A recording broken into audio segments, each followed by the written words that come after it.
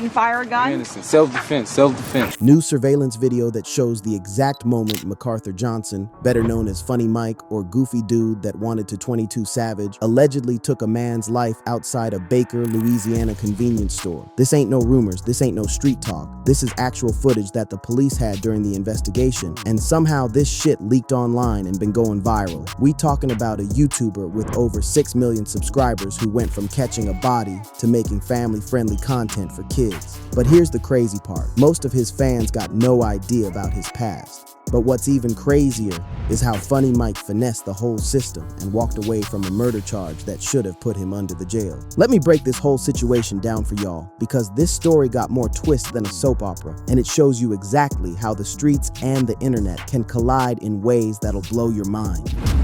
The trenches of Baton Rouge. To understand how MacArthur Johnson became the man who could allegedly take a life and then become a family YouTuber, we gotta go back to where it all started, Baton Rouge, Louisiana. And let me tell you something about BR. This ain't no regular city, fam. This is a place where you either get with the program or you become a statistic. MacArthur Johnson was born October 8th, 1996, right in the heart of the trenches. Baton Rouge been one of the most dangerous cities in America for years, with murder rates that'll make your head spin. In his own words, growing up in Baton Rouge meant you don't do something that's not streetwise. You're going to end up in jail or dead. The hood shaped this man from day one. We talking about a place where 12-year-olds carrying straps to school, where your best friend today might be your enemy tomorrow, where making it to 18 is an accomplishment. Johnson grew up watching dudes get rich or die trying, and he knew early on which path he was gonna take. His family situation wasn't helping neither. Johnson been open about not having the best relationship with his pops, and his mama was struggling to keep him on the right path.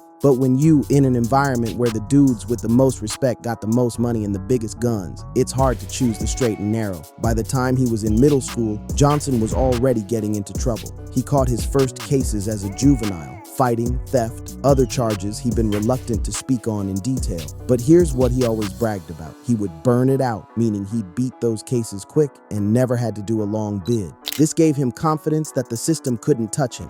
Every time he got arrested, every time he went to court, he found a way to slide.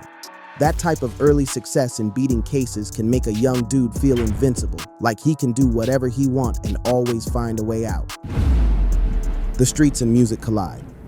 Now here's where Johnson's story gets interesting, because around the same time he was deep in the streets, Baton Rouge was becoming a hotbed for rap music. You had cats like Boozy Badazz putting the city on the map, and then you had this young dude named NBA Youngboy who was starting to blow up. Johnson been open about Boozy being his biggest influence growing up. He was listening to Boozy before Kevin Gates, before anybody else, and Boozy's music wasn't just entertainment, it was a blueprint. Boozy rapped about the same streets Johnson was living in, the same struggles, the same lifestyle. But it was NBA Youngboy who really showed Johnson that young dudes from BR could make it out through music. Youngboy was around the same age, from the same type of environment, dealing with the same type of street politics, and he was turning that pain and that lifestyle into millions of dollars. Johnson started trying to rap around this time, going by different names: Lit Mac on the track, Lit Go, Mighty Mike, Girl Funny. He was searching for an identity, trying to find what would stick, but the music wasn't taking off like he wanted, and the streets were still calling.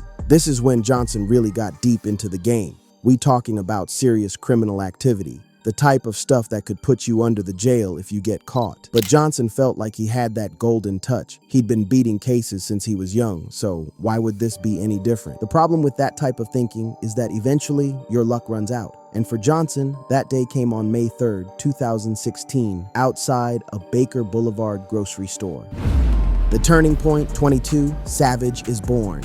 But before we get to that fatal day, we gotta talk about how Johnson created the persona that would make him famous, 22 Savage. And this wasn't no accident, fam. This was calculated disrespect designed to piss off one of the hottest rappers in the game. In 2016, 21 Savage was blowing up. The Atlanta rapper was getting major attention, and Johnson saw an opportunity. During a freestyle, he dropped the line, "This ain't 21, this 22," and people went crazy for it. Johnson realized he had struck gold, so he decided to go all the way with it. He adopted the 22 Savage persona, started looking like 21 Savage, rapping like 21 Savage, even stretching his words in the same cadence. When asked if this was intentional, Johnson kept it 100. Yeah, that was done on purpose, just trying to fuck with him. Johnson released a song called Jumping as 22 Savage, and that shit exploded. The audio alone was doing thousands of plays within hours. When he dropped the video, it reached millions of views. Johnson had found his formula. Controversy plus talent equals attention. But 21 Savage wasn't having it. He responded during a performance, saying there ain't no 22, ain't no 23. Ain't no 22, ain't no 23. So he got on stage and said, ain't no 22, ain't no 23. Oh yeah, I seen that. I saw that. What'd you think? Ain't no 21. This 22, you know. Johnson took this as a challenge and escalated the situation. He challenged 21 Savage to a boxing match, saying if 21 won, he would change his name. Even 50 Cent got involved, contacting Johnson about putting the fight on the undercard of a Mayweather boxing event. They were going to put up 100 bands each for the fight, but 21 Savage declined, saying, I don't box, I got them choppers. Talk about out here boxing, man. We walk around with choppers and shit, man. We ain't boxing no motherfucker. Johnson's response? He must have thought they stopped making choppers when they made his. Anybody can get a chopper. This was Johnson letting it be known that he was with the shits and ready for whatever. The beef escalated when 21 Squad started posting threatening messages, including tombstone emojis over Johnson's pictures. This led to declarations that ATL and BR were now no-fly zones for each other, meaning if either one pulled up to the other's hood, it was on sight. The fatal confrontation, May 3rd, 2016. Now here's where the story takes a dark turn, because while Johnson was building his name through internet beef, the streets had a different kind of smoke waiting for him. On May 3rd, 2016, MacArthur Johnson was riding with his girl Charmaine Wilson when they pulled up to a Baker Boulevard grocery store. In that parking lot was 20-year-old Richard Phillips, known as Rara, who was passing out flyers for a birthday party. According to police reports, the shooting stemmed from a dispute over a birthday party flyer that had occurred 7 weeks earlier. But here's where it gets complicated. There's multiple versions of what happened that night, and Johnson's story kept changing. The first version Johnson told was that Phillips approached his car to make sure there were no hard feelings from their previous dispute. They had allegedly agreed earlier that if they had problems, they would handle it with their hands, no weapons involved. But according to Johnson, when Phillips came up to the car, he flashed a gun. Johnson claimed that Phillips upped a strap on him, so Johnson fired first in self-defense, hitting Phillips in the chest. The surveillance footage tells a different story, though. According to police, the video shows Phillips approaching the car, and within seconds, shots are fired from inside the vehicle. Phillips is seen running away before collapsing in the parking lot. Here's what makes this even more suspicious. Phillips was unarmed. Despite Johnson's claims about self-defense and Phillips having a weapon, no gun was ever found on or near Phillips' body. The investigation, lies, and cover-ups.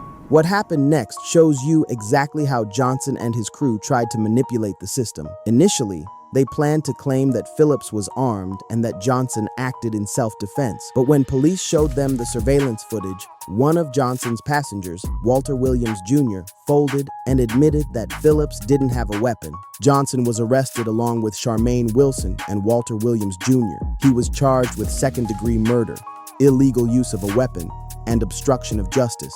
His bond was set at $370,000, but Johnson had the money and bonded out quick. In interviews after his arrest, Johnson seemed ice cold about the serious charges hanging over his head. When asked how he felt with a murder case pending, he responded, "I don't feel no type of way. I don't think about it. Just f it." One way or another, something's gonna have to happen. So how do you just get by day after day? I don't know. I don't think about it. Just f it. This showed how desensitized Johnson was to the streets. This man was facing decades in prison, but acting like it wasn't nothing but a thing. That's the type of mentality that comes from growing up in an environment where violence is normalized and consequences are just part of the game. Some people speculate that the footage was leaked by someone connected to the investigation, possibly to put pressure on Johnson or to influence public opinion. Others think it might have been leaked by someone trying to help Johnson by showing that Phillips did approach the car first. But regardless of how it got out, the footage going viral created a whole new level of scrutiny on the case. Now you had thousands of people online analyzing the video frame by frame, trying to determine what really happened that night. T charges dismissed. Here's where Johnson caught the biggest break of his life, and where the justice system completely failed Richard Phillips and his family. Despite all the evidence, the surveillance footage, the witness testimony, the inconsistent stories, a grand jury decided not to indict Johnson on the murder charges. This decision effectively meant the case wouldn't go to court, and Johnson was free to move forward with his life. He celebrated this outcome on Instagram, writing, "God is good. Second chance at life. Shout out to my team." But how does someone avoid indictment despite surveillance footage showing them shooting an unarmed man? There's been speculation about Johnson's legal team, about potential witness intimidation, about the quality of the prosecution's case presentation to the grand jury. The grand jury proceedings are sealed, so we'll never know exactly what evidence was presented or what arguments were made. But the fact remains that Johnson walked away from a murder charge that should have been a slam dunk conviction. The transformation from killer to comedian. Following his legal troubles and the 22 Savage controversy, Johnson knew he needed to completely reinvent himself. He eventually dropped the 22 Savage persona and fully embraced his new identity as Funny Mike. This wasn't actually a new direction. Johnson had been doing comedy content before the 22 Savage character, but now he went all in on family-friendly content, pranks, and lifestyle vlogs. His authentic personality and humor resonated with audiences, and his channel grew rapidly. Johnson started dating Jalea Monet, and they now have 2 children together. His content evolved to focus on family life, challenges, and pranks, a complete 180 from his days rapping about violence and beef. Today, Funny Mike has built a media empire with over 6 million subscribers on his main channel, plus additional channels that have millions more subscribers. He's estimated to be worth several $1,000,000, all made legitimately through his social media hustle. The bigger picture, justice denied. But here's what really bothers me about this whole situation. Richard Phillips never got justice. A 20-year-old man lost his life over a birthday party flyer, and the person who allegedly killed him is now making millions entertaining families on YouTube. The leaked footage shows what appears to be a cold-blooded shooting of an unarmed man, but somehow the justice system failed to hold anyone accountable. Johnson's story changed multiple times. The evidence was clear, but he still walked away free. This case highlights serious problems with our justice system, how money and good lawyers can help you beat cases even when the evidence is overwhelming, how grand jury proceedings can be manipulated, how victims' families can be left without closure or justice. It also raises questions about redemption and second chances. Johnson has clearly turned his life around and become a positive influence for millions of young people. But does that erase what happened on May 3rd, 2016? Does success and transformation justify escaping consequences for taking someone's life? The ongoing controversy. The leaked footage going viral has brought renewed attention to this case and raised uncomfortable questions for Johnson's current fan base. Many of his young fans had no idea about his past, and learning about the shooting has created controversy in his comment sections. Some people argue that Johnson deserves credit for turning his life around and becoming a positive role model. Others believe that he should face consequences for his alleged actions, regardless of his current success. The footage has also sparked debates about the justice system, about how cases like this get dismissed, and about whether wealth and fame should protect people from accountability for their past actions. Johnson himself has largely avoided discussing the case in recent years, focusing instead on his family and his content creation. But the leaked footage has made it impossible to completely escape his past. Conclusion: the price of fame. Here's the bottom line, fam. Funny Mike's story is one of the most complex transformation stories in internet history. From allegedly taking a life in a grocery store parking lot to entertaining millions of families on YouTube, it's a journey that raises serious questions about justice, redemption, and accountability. The leaked footage going viral has forced people to confront the reality of Johnson's past and decide for themselves whether his transformation justifies his escape from consequences. It's also highlighted serious flaws in our justice system and how money and legal maneuvering can help people avoid accountability even when evidence seems overwhelming. Richard Phillips' family still doesn't have justice. A young man lost his life, and the person who allegedly took it is now worth millions and celebrated by millions more. That's a hard reality to accept, regardless of how much Johnson has changed his life. This case shows that sometimes the streets and the internet collide in ways that create impossible moral dilemmas. Can someone truly change? Do they deserve second chances even after allegedly taking a life? And what does it say about our society that leaked footage of a man's death becomes viral entertainment? Y'all need to decide for yourselves where you stand on this situation. But one thing's for sure.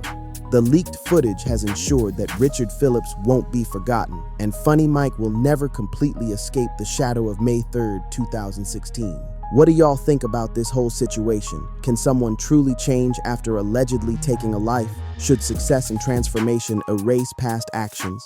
Let me know in the comments below, and make sure you subscribe for more deep dives into the stories that shaped hip-hop culture. Hit that notification bell because we got more controversial content coming that's gonna blow your mind. And remember, this story ain't just entertainment. A real person lost their life, and that should never be forgotten, no matter how much someone's life changes afterward.